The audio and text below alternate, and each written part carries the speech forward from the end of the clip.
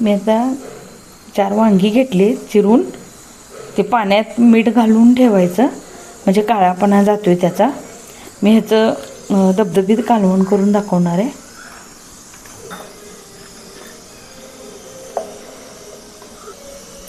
हे मी जिरं, लसूण, खोबरं, कोथिंबीर बारीक करून घेतलेलं आहे.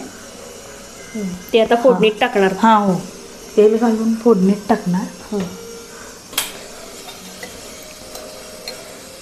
याच्यामध्ये एक दीड पळी मी तेल घालणार आहे.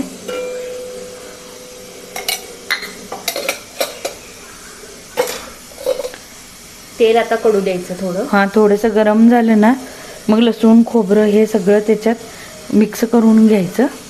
परतवायचं छान. परतवायचं छान.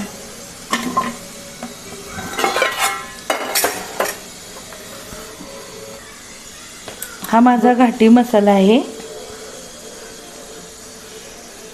आता मी ह्याच्यामध्ये लसूण, खोबरं बारीक केलेलं भाजून घेणार.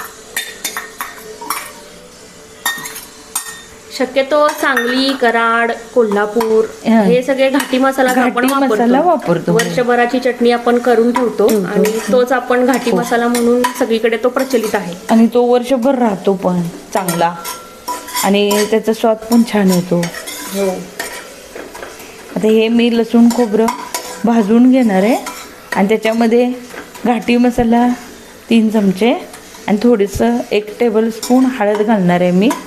हळदीनं त्याला आणि खमंगपणा, कलर छान येतो.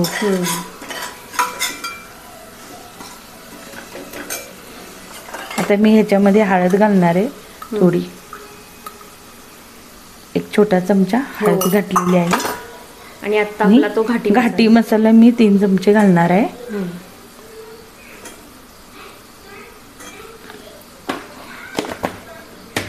हे चांगलं परतून घेणार आहे मी याच्यामध्ये.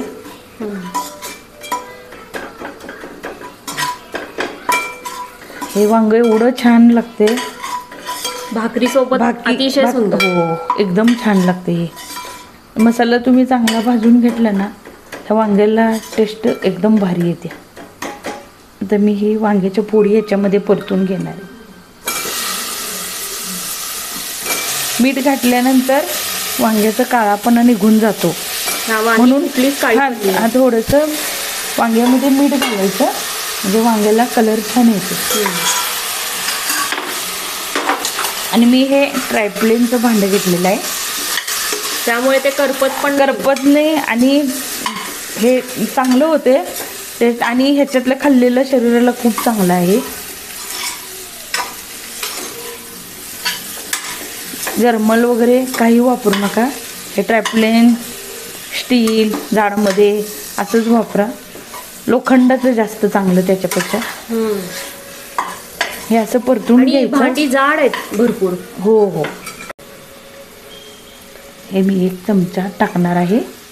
म्हणजे वांगी परतवतानाच आपण मीठ वगैरे सगळं टाकायचं आणि हे शेंगदाण्याचं कूट पण त्याच्यामध्ये घालून घ्यायचं. आपण ओबड कुटले का कसं? नाही, हे बारीक केले मी. म्हणजे त्यांनी दाटसरपणा येतो. हा, दाटसरपणा येतो आणि रबरबीत एकदम छान. हो हो, एकदम धबधबीत छान होते कालवण. आणि हे भाकरी बरोबर मस्तच.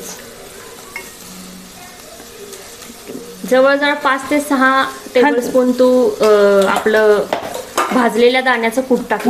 हा हो. आणि पुन्हा हे परतून घ्यायचं आणि ह्याच्यामध्ये मग आपल्याला जेवढं पाहिजे तेवढं 4-5 वाट्या पाणी ओतायचं आणि हे करायचं. खूप छान टेस्ट येते ह्याला. आणि अंदाजे किती मिनिटं आपण हे उकळत ठेवायचं? हे 20 मिनिटात वांग शिजून येते. त्याच्यावरती काय झाकण वगैरे? हो, अर्ध झाकण. उकळी मारली ना बारीक करायचं आणि त्याच्यावर झाकण. म्हणजे 1 उकळी येईपर्यंत मोठा गॅस करायचा. 1 उकळी येऊन गेले की बारीक गॅसवर 20 मिनिटापर्यंत आपण ठेवायचं. आणि हे पाणी किती वाट्या? मी आता ह्याच्यामध्ये मोठे वाटे मी 2-2.5 वाटी पाणी ओतणार आहे. ओके. म्हणजे ते रबरबीत पण येईल. रबरबीत पण आहे तर शिजायला थोडं पाणी जास्तच. हो.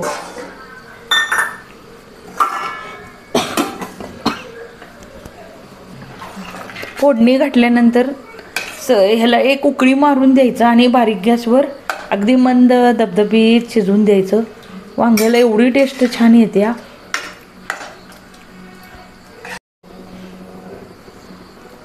हे मोठ्या फ्लेमवर ठेवलेलं आहे. थोड्यानंतर मी ते बारीक गॅसवर ठेवणार आहे. म्हणजे एक उकळी आलं हा, एक बारीक उकळी आली की करायचं आणि झाकून ठेवायचं. हा,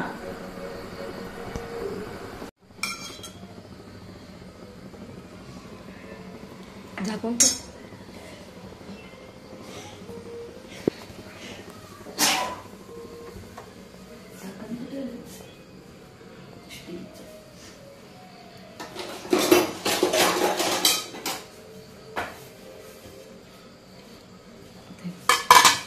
छोट्या गॅसवर इकडे असू दे की तात परत झाकण्यापुरतं. आता मी गॅस छोटा केलाय. आता ह्याच्यावर मी झाकण असं अर्ध झाकायचं, थोडीशी वाफ जायला ठेवायचं. वांग एकदम 10 मिनिटात शिजते.